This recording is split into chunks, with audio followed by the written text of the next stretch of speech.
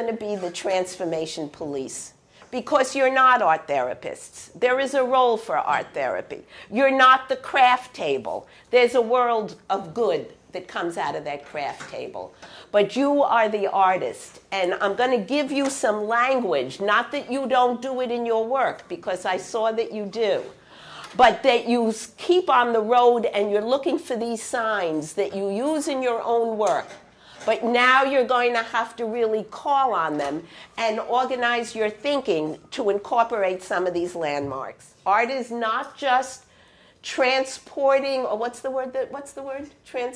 Transposing. It's not just laying on.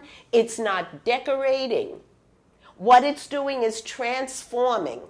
There are landmarks for a transforming experience. It's a road. It's not a highway. It's not simple.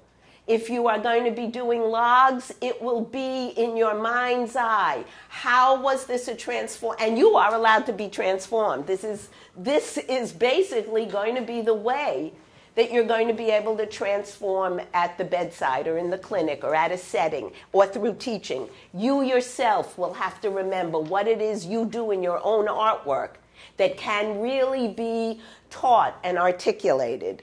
The world of the right-sided brain is the world of context. The world of craft and noble, beautiful craft. You know where you're going. You're building maybe the world's most beautiful table, but you know when you get the fourth leg on, you're probably there. Not so in the world of context. Not so in the world of art. So we have the world of content, and you will be having the content of what is your medium.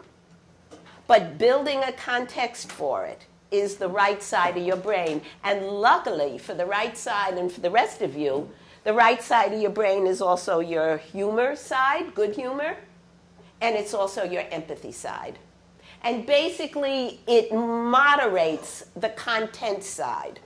So you neither can get locked into the content of what's on the list. We have a thing, and we have 4 popsicle sticks and 3 things of gold paint. That is your content side. How in the world are you going to get these things into the context side and wind up with art? I teach jewelry because I wanted a quick way to teach critical thinking. And jewelry is both anatomical and architectural.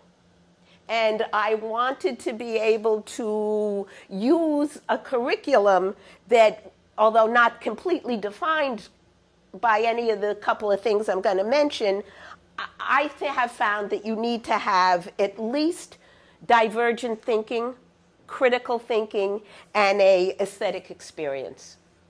Somewhere or other. And the real definition of those you will have to come to. There's not a prescription out there for it. But if they are in your mind and on your mindset, I think you will get closer to a transformation. There is a curriculum coming out of London now, and what they're looking at is divergent thinking.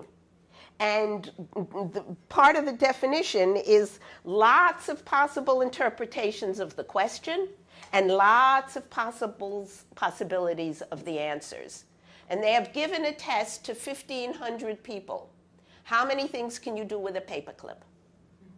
Now, if it was Klaus Oldenburg, suddenly that paperclip is 6 feet tall.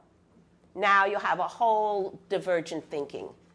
At first you thought a paperclip, well, we can put them around the neck, we can put them around the bracelet, we can make the earrings. You're still with that same little paperclip. But the 1,500 people they happened to have asked were kindergartners. And the kindergartners thought nothing that a paperclip was this size. The size of a house, the size of this size, that size. They devised a scale for genius. And they did a longitudinal study. They found kindergartners could find 200 ways to interpret a paperclip.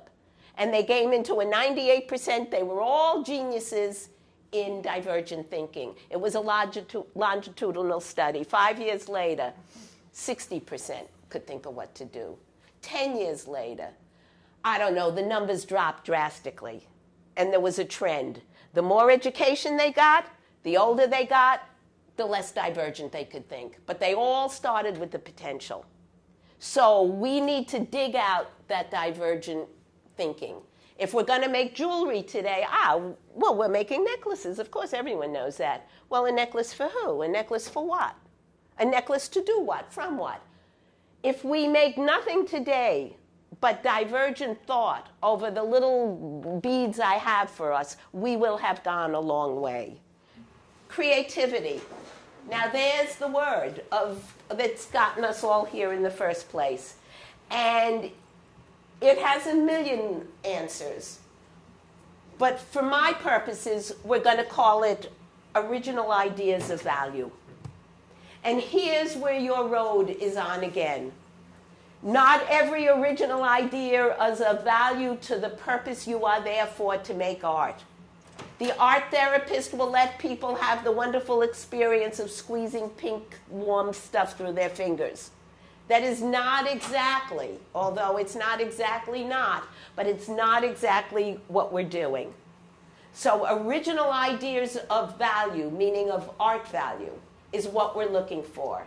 This point that the tide is coming in on the patient and that there is a limit to the patient's attention, energy, this is your energy as well. This really means that you can be on a heightened state here and get a lot done. The patient is not on the clock time. We're on patient time. It's not clock time. It's what patient has in terms of pain, observation, overload, treatment, all these things.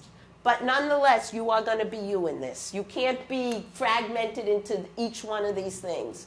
You yourself have to be a strong, integrated artist as you're there. I'm going to say it again because I think that when all gets confused and things begin to run a little bit different from what you thought you were controlling, to keep these kind of guideline thoughts for you and for yourself too.